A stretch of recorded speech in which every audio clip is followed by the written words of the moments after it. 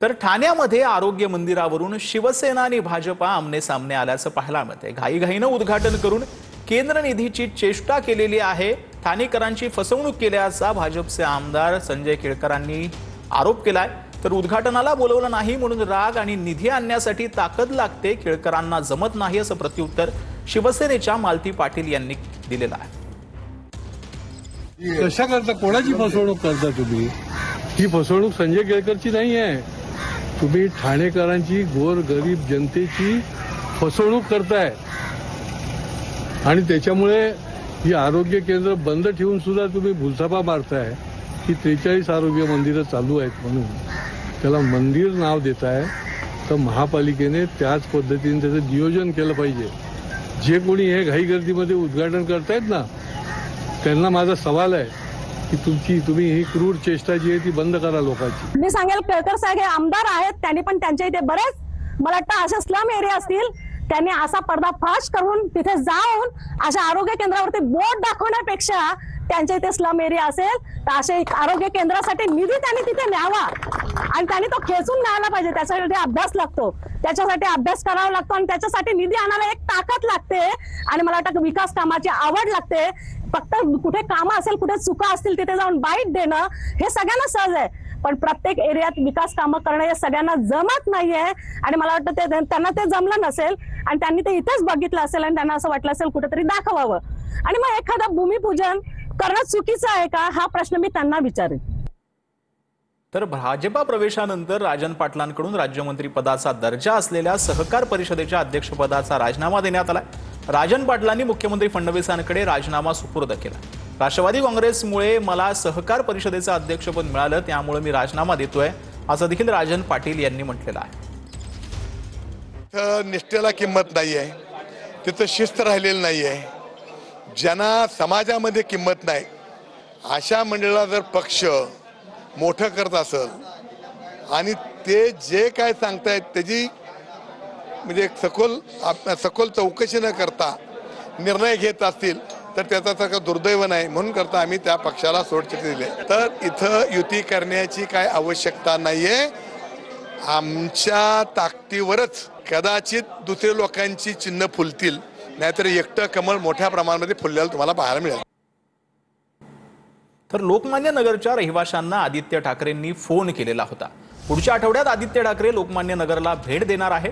लोकमान्य नगरमधील पुनर्विकासाच्या प्रकल्पावरती स्थानिक आमदारांनी स्थगिती आणली। लोकमान्य नगरच्या रहिवाशांनी हा आरोप केलेला आहे।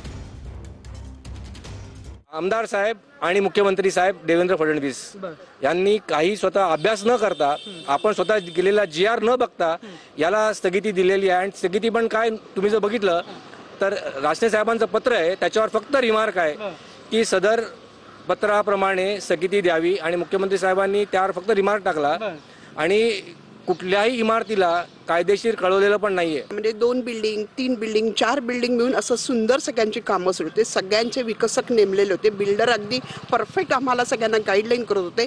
कॉर्पोरेशनच्या ह्याच्याप्रमाणेच आम्ही सगळं आणि म्हाडाच्या नियमाप्रमाणे आम्ही करतोय, तर मग ह्या स्थानिक आमदारांचा काय संबंध आहे?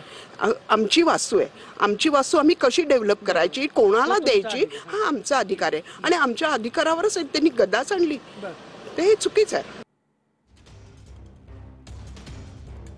तर या संपूर्ण प्रकरणावरती आदित्य ठाकरे यांनी जे आहे ते काय ट्विट केलं ते आपण पाहतोय। निवडणूक आयोगाच्या कृपेनं आलेलं महाराष्ट्रातलं सरकार बिल्डर कंत्राटदारांचं सरकार झालंय असं आदित्य ठाकरेंनी म्हटलंय। पुण्यातल्या लोकमान्य नगरचं उदाहरण पहा, पुनर्विकासाचा मार्ग स्थानिक रहिवाशांनी निवडला असं आदित्य ठाकरेंनी म्हटलंय। स्थानिकांना विकास हवा असताना स्थानिक आमदारांच्या पत्रावरती थेट मुख्यमंत्री कार्यालयानं या पुनर्विकासाला स्थगिती दिली असं देखील आदित्य ठाकरेंनी म्हटलेलं आहे। स्थानिकांचं म्हणणं ऐकून न घेता मुख्यमंत्री हा निर्णय घेत असतील तर सरकार हे जनतेचं आहे की बिल्डर्सचं, असा सवाल देखील आदित्य ठाकरेंनी केला आहे। तर त्या बातम्या आहे मुंबईमधून। मुंबईतल्या बाणगंगेच्या आरतीचा तिढा जो आहे तो आता सुटल्याचं पाहायला मिळत आहे। त्रिपुरी पौर्णिमेला यावेळेला भव्य आरती इथं पार पडणार आहे। मंत्री मंगलप्रभात लोढा यांचा पुढाकार यावेळेला पाहायला मिळतोय। पोलीस प्रशासनाशी चर्चा करून भाविकांना आरतीसाठी परवानगी देखील मिळालेली आहे। 7 नोव्हेंबरला महाआरतीचं आयोजन करण्यात आलंय। तर अटल सेतू प्रकल्प बाधित मच्छीमारांना दिलासा मिळालेला आहे। एका महिन्यात सर्वे करून अहवाल देण्याचे MMRDA उपाध्यक्ष अण्णा बनसोडेंनी निर्देश दिले। शिवडी नावाशेवा सिलिंग प्रकल्प बाधितांमधील पांजे घारपुरी ही गावं नुकसान भरपाईपासून वंचित राहिलेली होती आणि त्यानंतर आता हे निर्देश देण्यात आलेले आहेत।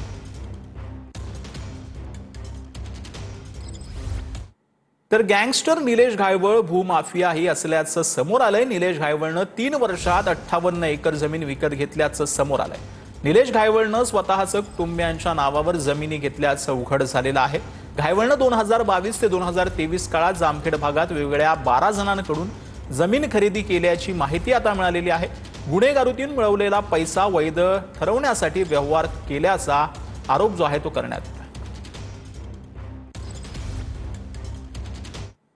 तर आता बातमी आहे बारामतीमधून। बारामतीमधील उद्योगपती मनोज तुपेंवरती अत्याचाराचा गुन्हा दाखल झालाय। मनोज तुपे रिअल डेअरीचे मालक आहेत। पुण्यामध्ये MPSCचा अभ्यास करणाऱ्या तरुणीवरती त्यांनी अत्याचार केल्याचा आरोप करण्यात आला।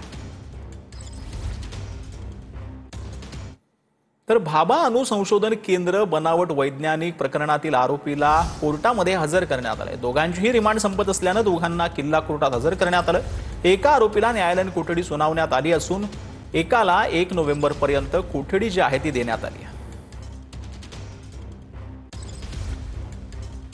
तर आता बातमी आहे नांदेडमधून। नांदेडमध्ये प्रेम संबंधातून 17 वर्षीय तरुणाची हत्या करून विहिरीत फेकलेला आहे। प्रियसीच्या वडील आणि भावाकडून नकुल पावडे या तरुणाची निर्घृण हत्या करण्यात आली। हिमायतनगर तालुक्याच्या कांडली गावातील हा धक्कादायक प्रकार समोर आलाय।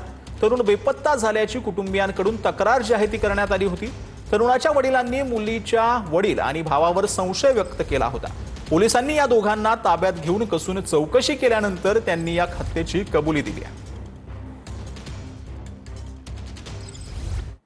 तर कराडच्या कृष्णा नदीच्या पुलावरून कॉलेजच्या तरुणीनं उडी मारली आहे। ही घटना घडल्यानंतर माजी मंत्री बाळासाहेब पाटील यांच्यासोबत असलेल्या पोलीस कॉन्स्टेबल संताजी माने यांनी मुलीचे प्राण वाचवले। तरुणी कराड शहरातील असल्याची माहिती आहे। तिला उपजिल्हा रुग्णालयामध्ये उपचारासाठी दाखल करण्यात आले।